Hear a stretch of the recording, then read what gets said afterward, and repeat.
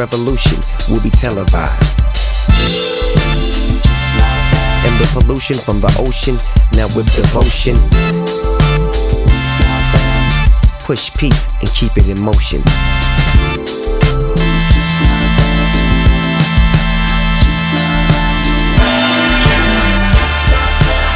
Kids gather around, yeah, I need your focus.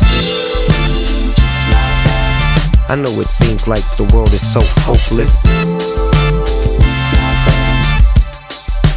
It's like Wonderland.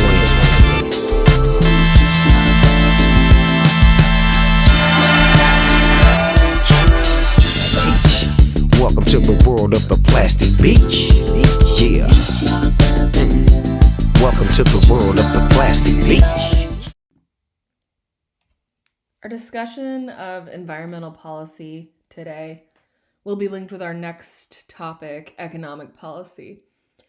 The legislation that we talk about affects every aspect of the economy, and therefore it's led to a partisan divide over the years, over the decades.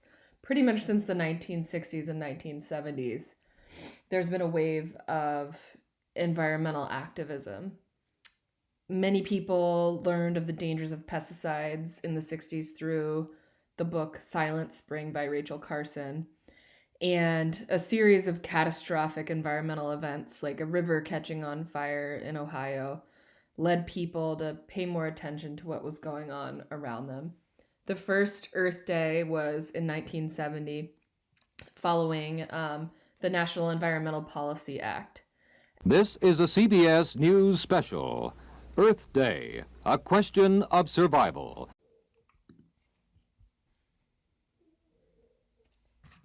The Clean Air Act of 1970 had a major impact on public health in America.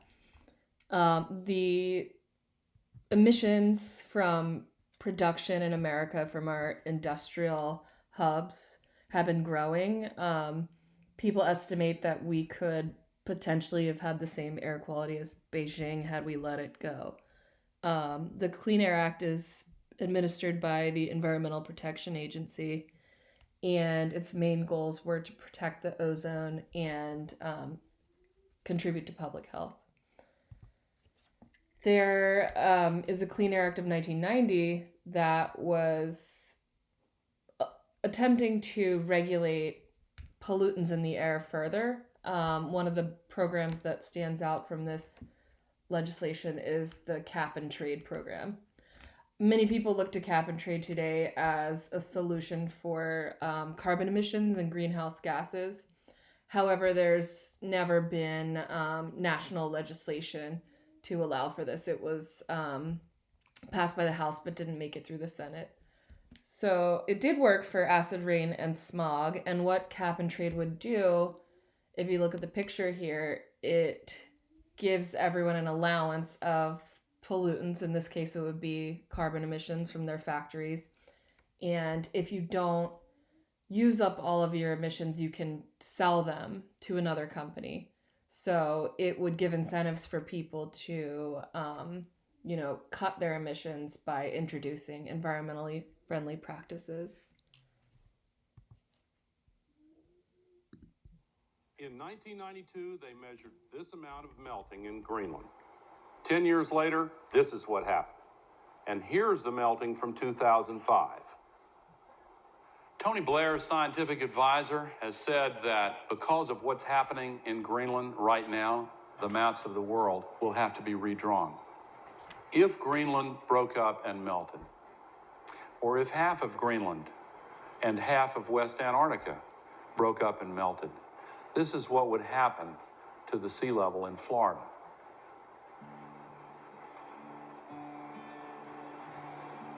This is what would happen to San Francisco Bay. A lot of people live in these areas. The Netherlands, one of the low countries, absolutely devastating. The area around Beijing that's home to tens of millions of people. Even worse, in the area around Shanghai, there are 40 million people. Worse still, Calcutta And to the east, Bangladesh, the area covered includes 60 million people. Think of the impact of a couple 100,000 refugees when they're displaced by an environmental event. And then imagine the impact of 100 million or more. Here's Manhattan.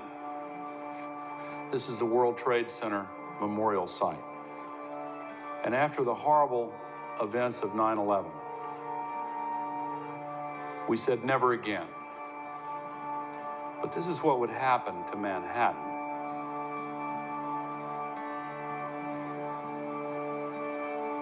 They can measure this precisely, just as the scientists could predict precisely how much water would breach the levees in New Orleans. The area where the World Trade Center Memorial is to be located would be underwater.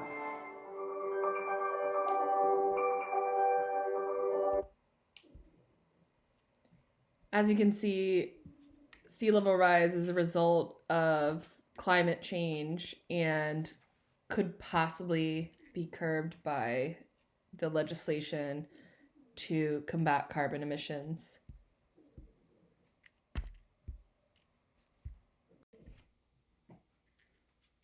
There's a dog snoring near my desk, so hopefully that doesn't get picked up by the recording. The Clean Water Act of 1972 is also regulated by the EPA, and its main goal is to set standards for wastewater coming from factories in America. If you think about the golden age of what's now known as the Rust Belt, you have cities located along the Great Lakes, so those became a major area of concern because of the intense amount of pollution. Lake Michigan is where Chicago is located. Lake Erie, Detroit feeds into Lake Erie. So it makes sure that waterways and wetlands in America are protected. So I'm sending them off. Oh, their future is dreary. I hear things are just as bad up in Lake Erie. The Endangered Species Act of 1973 allowed for conservation of plants and animals that are threatened and on the verge of extinction, creates categories and terminology, as well as punishments for people that engage in activities that involve taking whatever that plant or animal is. So, get the bald eagle out of your backpack at Yosemite.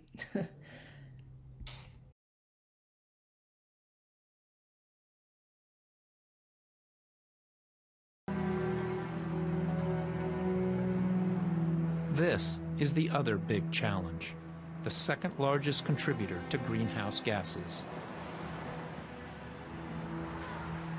But capturing and storing tailpipe CO2 emissions is not feasible. What's needed is dramatically more efficient or zero-emission vehicles. America's cars and trucks emit more CO2 than all the cars in Europe, Japan, China, and India combined. We continue our focus on the proper response to the challenge of climate change. We have a very distinguished panel of witnesses. In March of 2007, the automakers were in Washington to discuss raising fuel economy standards.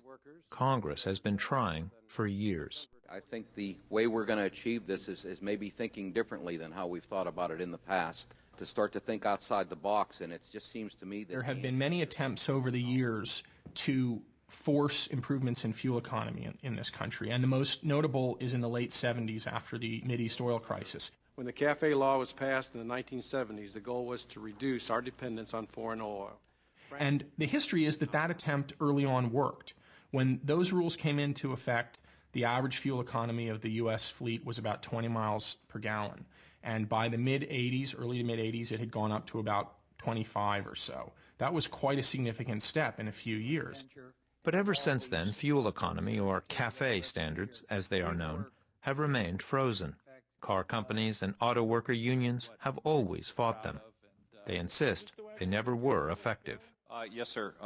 Against its stated goals of, and I'm quoting, reducing U.S. gasoline consumption and oil imports, it wasn't effective, and I think it's for the reason that Mr. Over time, we have looked at the CAFE policy and said, if we're really looking at reducing dependence on petroleum and reducing CO2 emissions, CAFE standards have not been very effective in this country to do so. Mr. Congressman, I specifically... As an overall policy for looking at reducing dependence on petroleum, that alone is not going to get you there.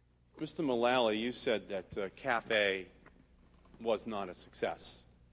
You couldn't be more wrong. There have been many members of Congress saying we needed to have more aggressive fuel economy standards, and for years, literally decades, the car companies lobbied aggressively to prevent that from happening.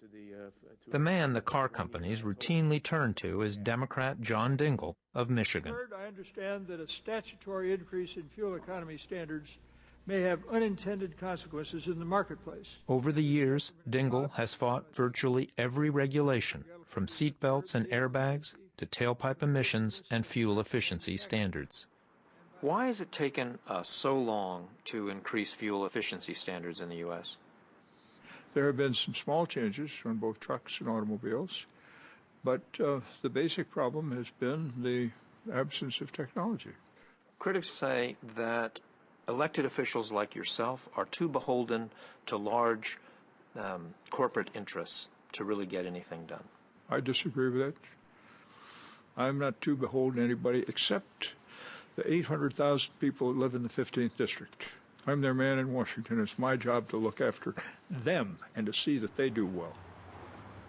And with Dingell's help, Detroit has successfully resisted attempts to raise fuel economy standards for more than 32 years. In the absence of action by the federal government, the challenge has come from here.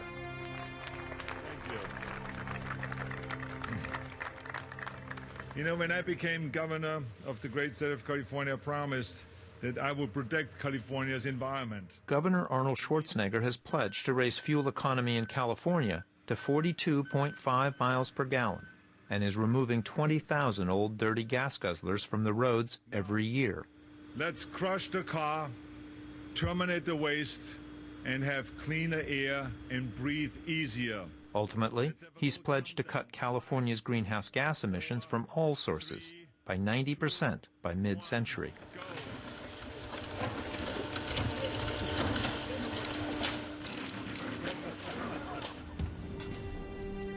Warnings couldn't be clearer.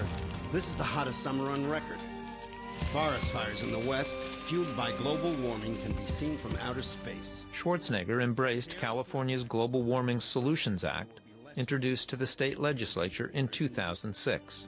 Cut greenhouse gas pollution now. Tell your representative to vote yes on Assembly Bill 32. This is a commitment to an objective that's measurable, but how we get there is yet to be fully articulated. Can you do it? That remains to be seen. Physically, can we do it?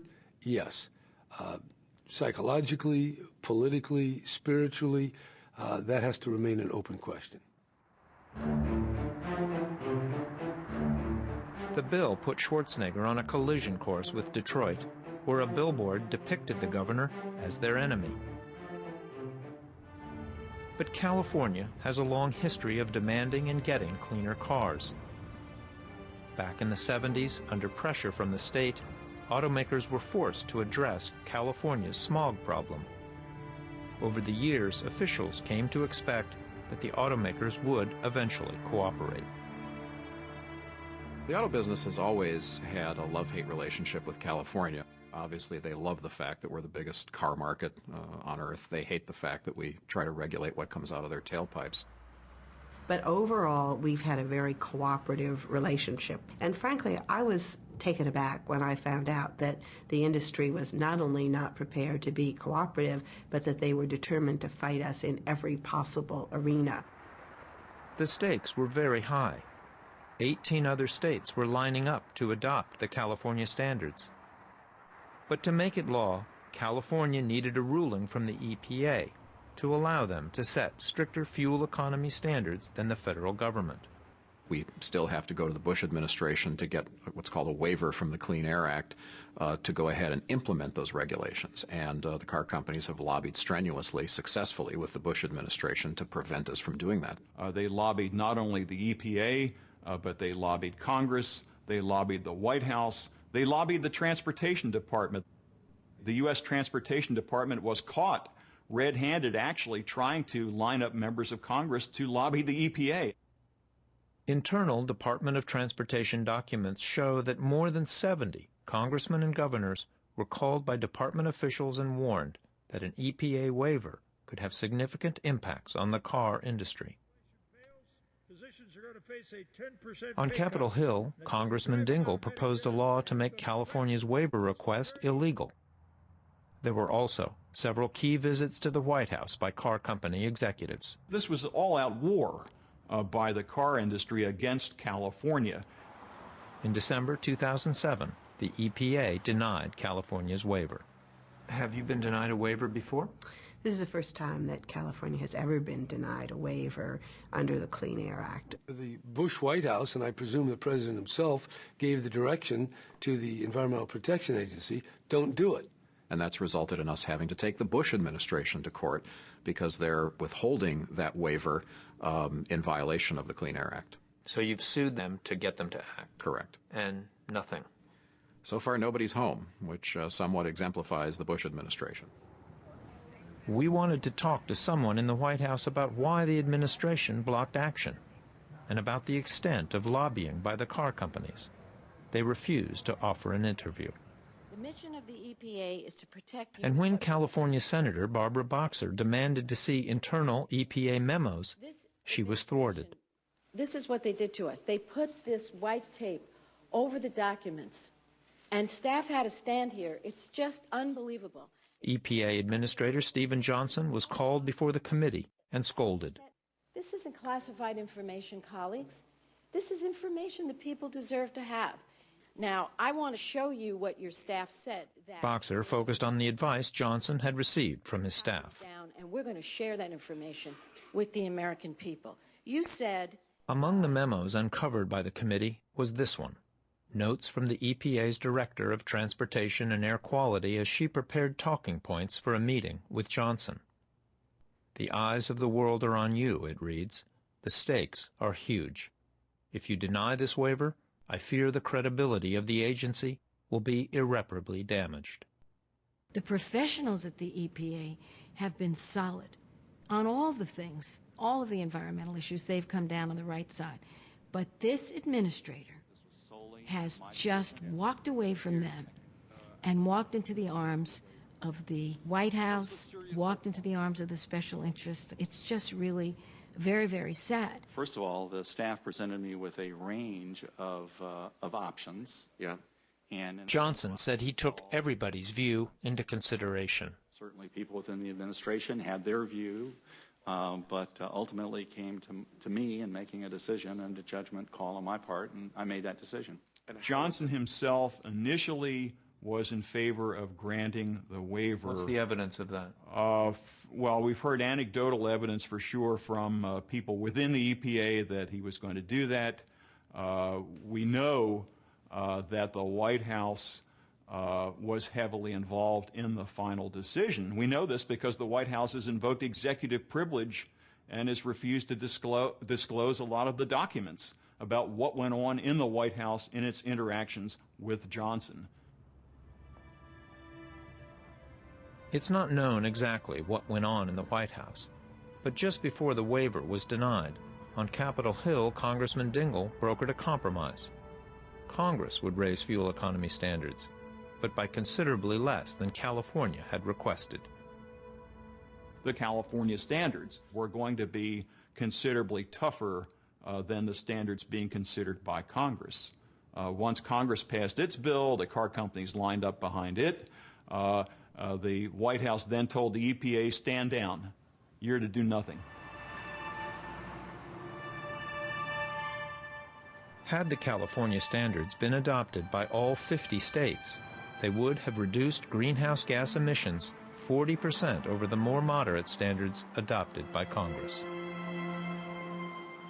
So the big picture here is that every time we get a good idea about how to move forward, there's delay, there's huge battles on the Hill.